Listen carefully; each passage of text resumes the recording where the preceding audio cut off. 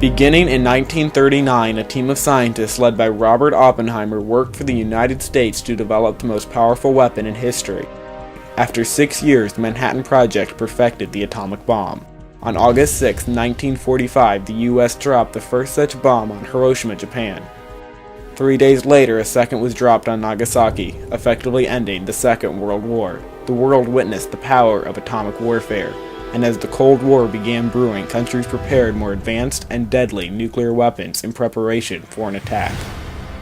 With thousands of nuclear warheads created, nuclear tension was rising. It shall be the policy of this nation to regard any nuclear missile launched from Cuba against any nation in the Western Hemisphere as an attack by the Soviet Union on the United States, requiring a full retaliatory response upon the Soviet Union. A debate was initiated that swept into nearly every aspect of life, including the seemingly realistic and persuasive media of film and television.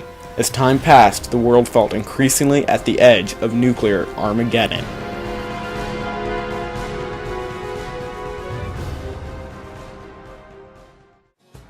In 1983, director Nicholas Meyer and writer Edward Hume created the film The Day After for ABC that gave a clear view into a possible future after nuclear destruction. There was significant discussion about the movie even before it was shown. Many groups that previewed the film, for instance, the Physicians for Social Responsibility, warned that it would create feelings of depression and helplessness. U.S. Representative Edward Markey said that it would become the most powerful television program in history. President Ronald Reagan, not noted for his stance against nuclear weapons, said that it was very effective and left him greatly depressed. It was clear that the movie would have an impact, and some schools and organizations reached out to parents to warn them to be cautious of letting young children view the film and claimed that no child, no matter what age, should watch the film alone. When the film was shown in primetime on November 20th, 1983, it became the largest viewed made-for-TV movie ever, and it still is to this day. Good evening. The day after has passed, but the fallout has just begun. Millions of people nationwide were expected to view the story about the effects of nuclear war on the town of Lawrence, Kansas. All over the country, doctors and social workers prepared to take hotline calls from people troubled by the film. The day after has already generated intense political debate, and we'll have more on that in a moment.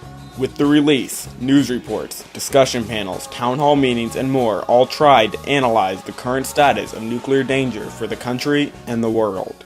Remember Scrooge's nightmare journey into the future with the spirit of Christmas yet to come? When they finally return to the relative comfort of Scrooge's bedroom, the old man asks the spirit the very question that many of us may be asking ourselves right now. Whether, in other words, the vision that we've just seen is the future as it will be, or only as it may be. Is there still time?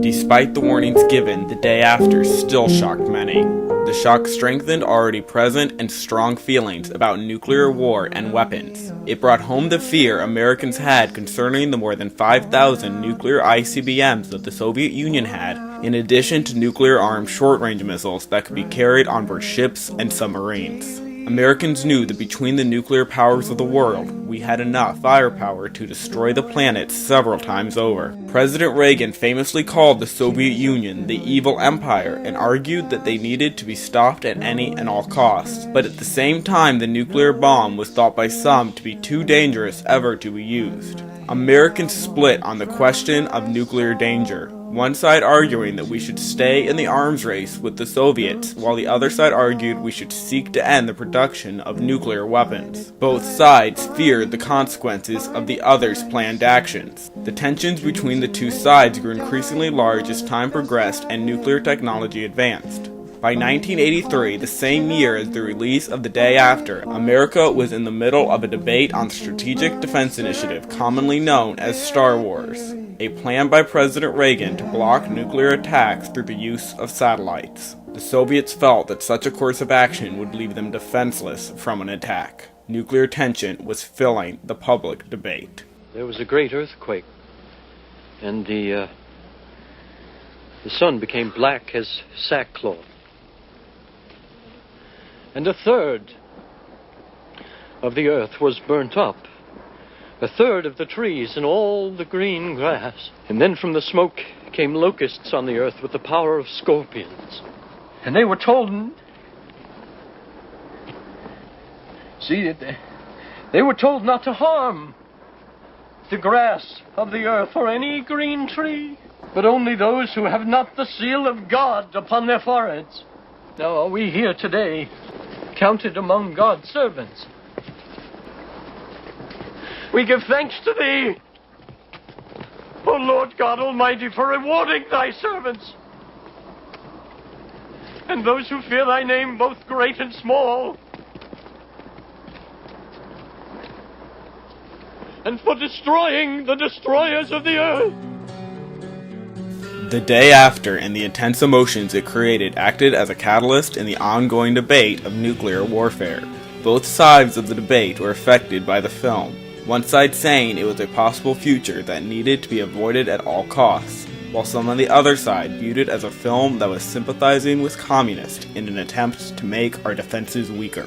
The film did not explore completely new territory.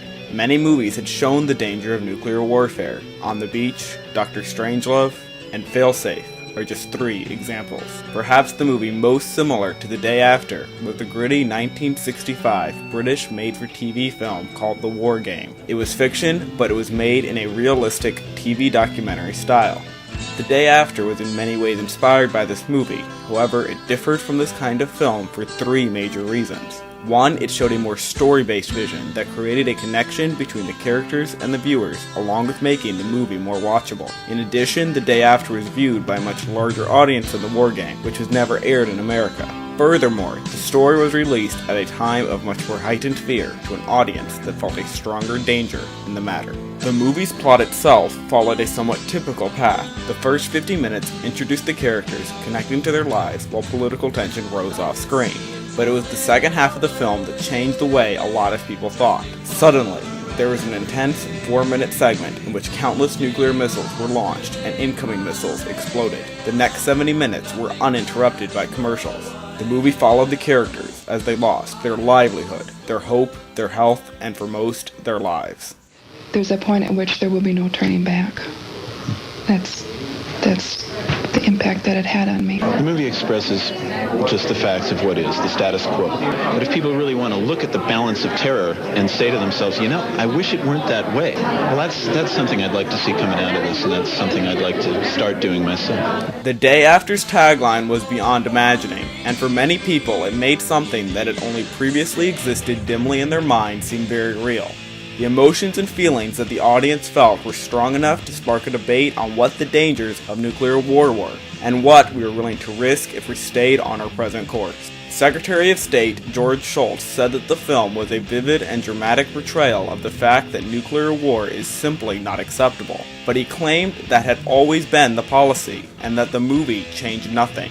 However, according to writer David Hoffman, the film led the president to soften his position on nuclear confrontation. President Reagan even gave a speech on missile defense where he used themes from the film. In the 70s and early 80s, Reagan argued that America needed to upgrade its nuclear defense program with more weapons that were more advanced. But in his State of the Union address in the year following the release of The Day After, he claimed that nuclear weapons should be eradicated completely. A nuclear war cannot be won and must never be fought. The only value in our 2 nations possessing nuclear weapons is to make sure they will never be used. But then, would it not be better to do away with them entirely? The movie clearly caused many people, politicians, and citizens to actively take place in the debate of nuclear warfare and seek a more successful, diplomatic solution. Got my finger on the trigger. The Cold War officially ended in 1991 with the collapse of the Soviet Union, and with it, the concern in many people's minds of a nuclear war and apocalypse. But to this day, we live in a world with nuclear tensions. In addition to the nations that still hold nuclear weapons on launch-ready alert, there are many smaller nations that are attempting to acquire their own nuclear weapons, and there is always a threat of nuclear terrorism. Although it is not nearly as large of a concern in the public debate, we must never forget the very real and possible dangers from nuclear warfare so that we never have to live through the day after. God on my side. It's the end of the world as we know it. It's the end of the world.